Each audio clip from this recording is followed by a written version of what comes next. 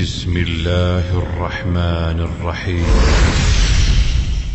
Was اور نصیحتیں، لفظ لفظ حکمتیں، ابر علم و آگہی سے برستی بارشیں، شرع کے امور سے، دین کے شعور سے، قلب و ذہن جگمگاتے ہیں سچ کے نور سے۔ خطبہ جمعۃ المبارک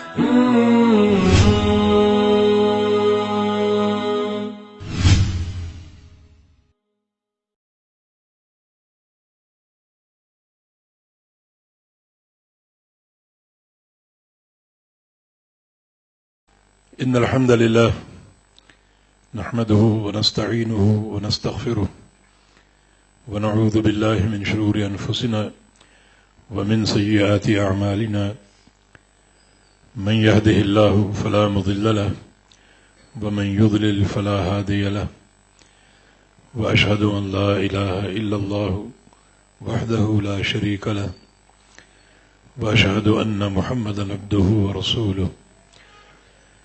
يا أيها الذين آمنوا اتقوا الله حق تقاته ولا تموتن إلا وأنتم مسلمون۔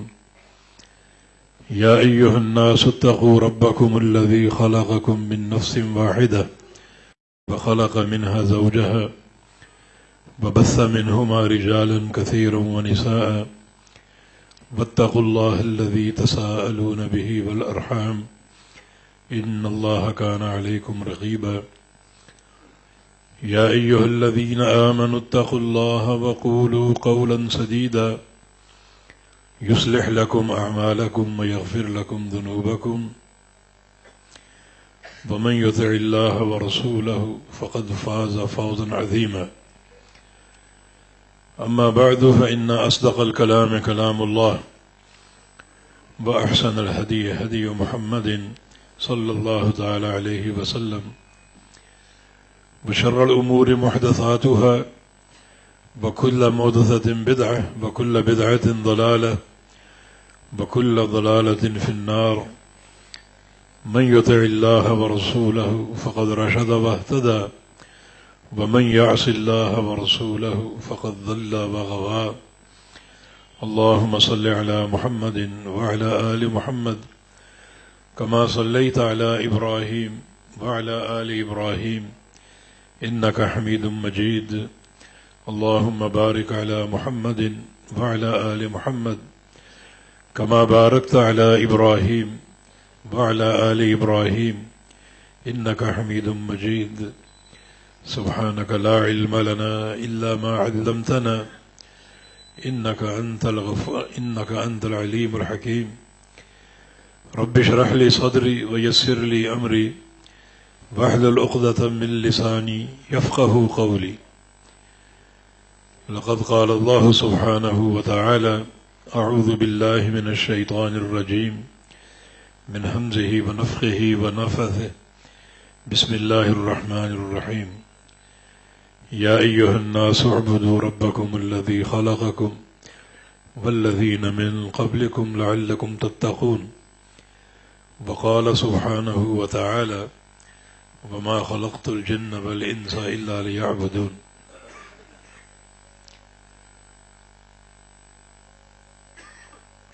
ہمارا طریق عبادت اور انداز صحابہ رضوان اللہ علیہم اجمعین، یہ آج کا موضوع ہے۔ صحابی وہ شخص کہلاتا ہے جس نے بحالت ایمان رسول اللہ صلی اللہ علیہ وسلم کی زیارت کی ہو اور آپ سے ملاقات کی ہو۔ حافظ ابن حجر اسقلانی رحمہ اللہ نے الاصابہ کے مقدمہ میں صحابی کی تعریف یوں ذکر کی ہے: من لقی النبی صلی اللہ علیہ وسلم مؤمنا به ومات علی الایمان، جس نے رسول کریم صلی اللہ علیہ وسلم سے ملاقات کا شرف حاصل کیا ہو بحالت ایمان، اور اسی ایمان پر اس کا انتقال ہوا ہو، وہ صحابی یہ زیارت خواہ کئی سالوں پر محیط ہو اور خواہ ایک لمحے کی زیارت ہو، خواہ نبی علیہ السلام کے ساتھ جہاد کیا ہو یا نہ کیا ہو، خواہ آپ کے پیچھے نماز پڑھی ہو یا نہ ہو، خواہ آپ سے کوئی حدیث روایت کی ہو یا نہ کی ہو، صرف ایمان کی حالت میں آپ کا دیدار ہی شرف صحابیت کو ثابت کر دیتا ہے اور اس مقام تک پہنچا دیتا ہے کہ لو انفق احدکم مثل احد ذهب لما بلغ مد احدهم ولا نصیفہ، کہ تم لوگ اگر احد پہاڑ کے برابر سونا خرچ کر دو اور ایک صحابی ایک پاؤ کھجوریں خرچ کر دے تو تم احد پہاڑ کے برابر سونا خرچ کر کے صحابی کے مقام کو نہیں پہنچ سکتے۔ جو اجر و ثواب ان کو حاصل ہوتا ہے وہ تمہیں حاصل نہیں ہو سکتا۔ یہ شرف صحابیت کا اعزاز ہے اور اللہ کے پیارے پیغمبر کے دیدار کا ایک مقام اور عظمت اور رتبہ ہے۔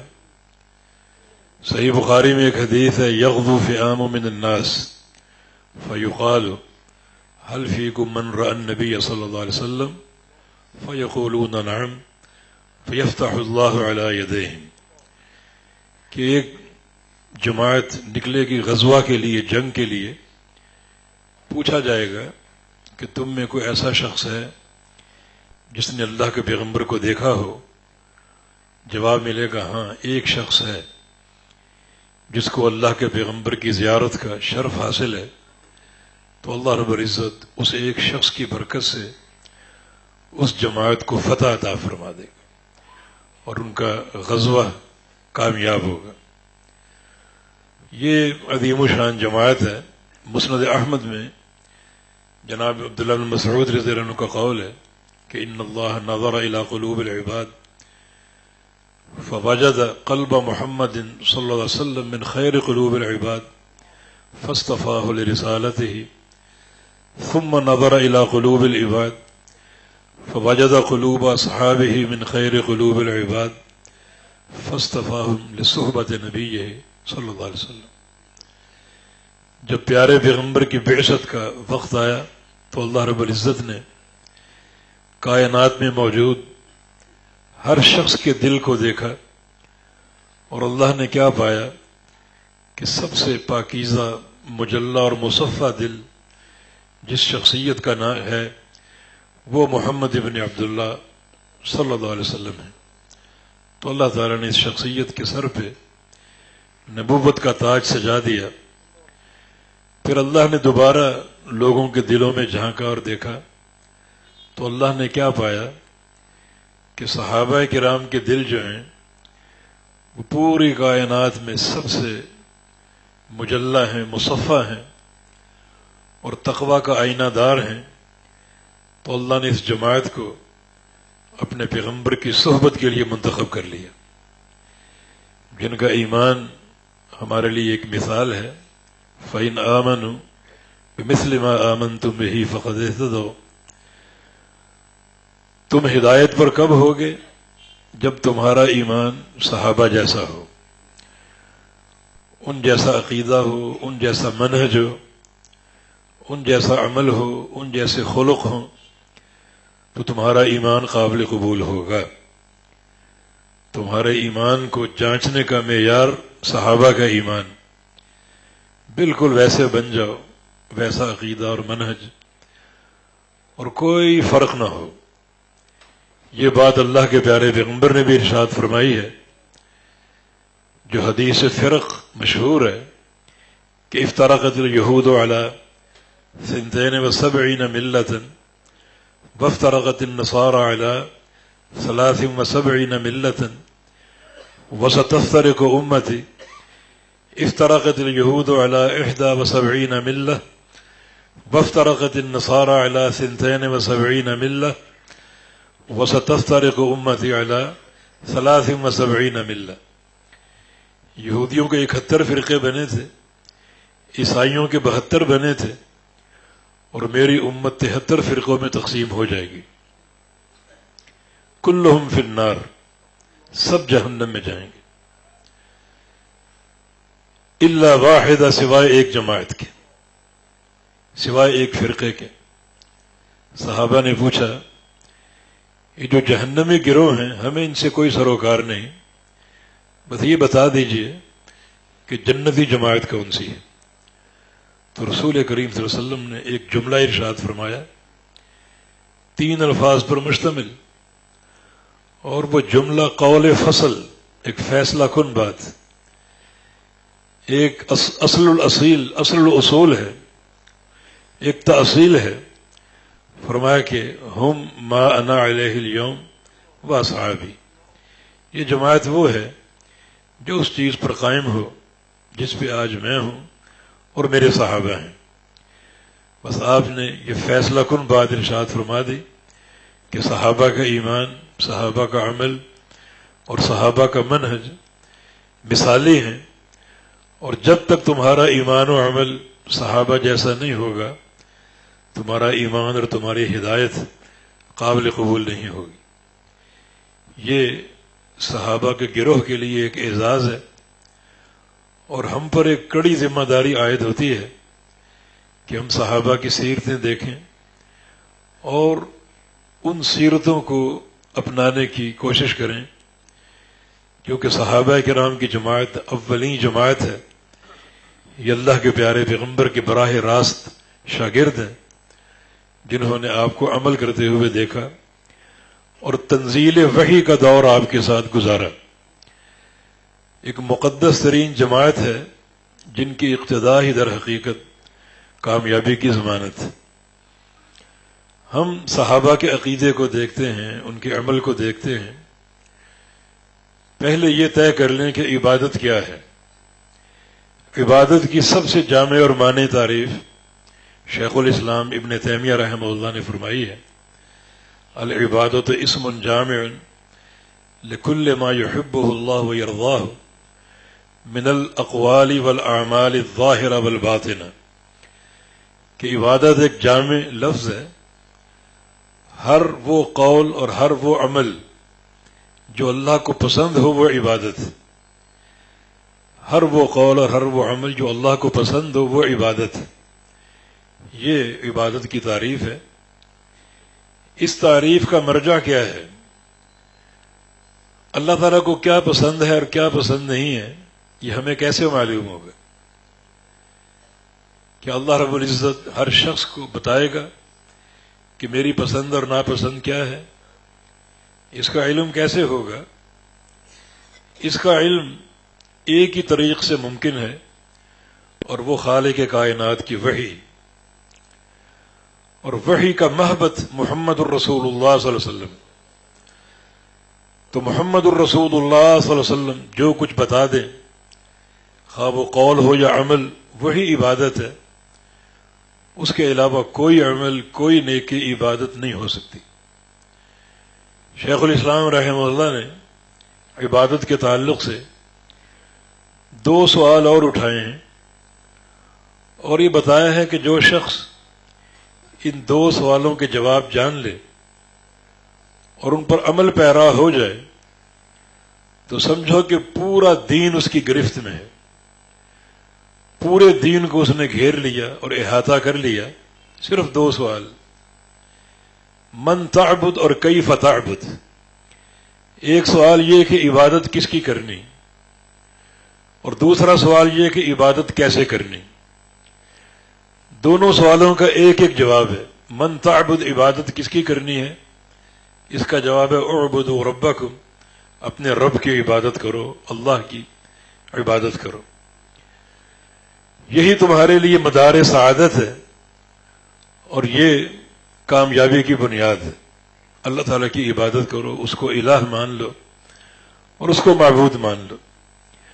پھر دوسرا سوال یہ باقی بچتا ہے کہ عبادت کیسے کرنی۔